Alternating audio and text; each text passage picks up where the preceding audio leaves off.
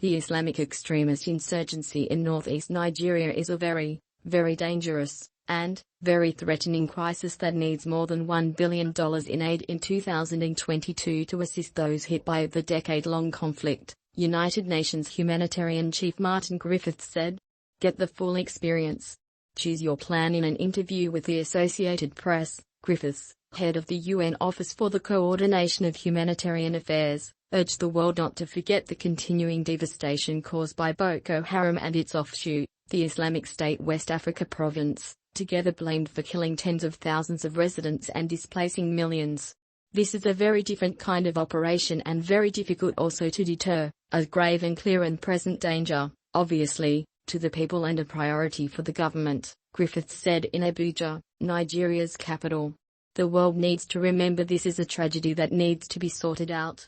Story continues below. Advertisement. Boko Haram, Nigeria's homegrown Islamic extremist rebels, launched an insurgency in the country's northeast in 2009, to fight against Western education and to establish Islamic Sharia law in Nigeria.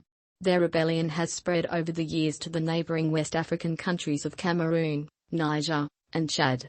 Boko Haram drew international condemnation in 2014 when they abducted 276 schoolgirls in Chibok village, prompting the hashtag #BringBackOurGirls campaign. More than 100 of those abducted students are still missing. The conflict has resulted in approximately 35,000 deaths, according to the UN Development Programme. For each casualty, an additional 9 people, primarily children, have lost their lives due to lack of food and resources, the UN agency estimated in a report in June last year. Nigeria's military continues to try to quell the violence, especially in northeastern Borno State and the Lake Chad region, but the conflict has continued year after year.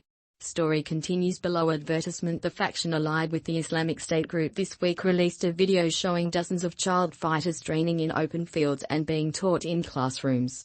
The video is a clear message that the extremists are here to stay and a new generation is coming, according to Vincent Foucher of the International Crisis Group.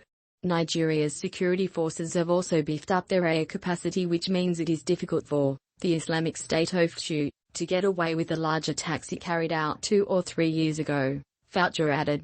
The UN humanitarian chief said it's not clear when displaced populations will be able to return to their homes, although it is a crucial goal so that people are given hope that maybe it's not an indefinite exile from their villages. Story continues below. Advertisement. For 2022, the UN estimates Nigeria's northeast will need development assistance of more than $1 billion in addition to government spending, he said.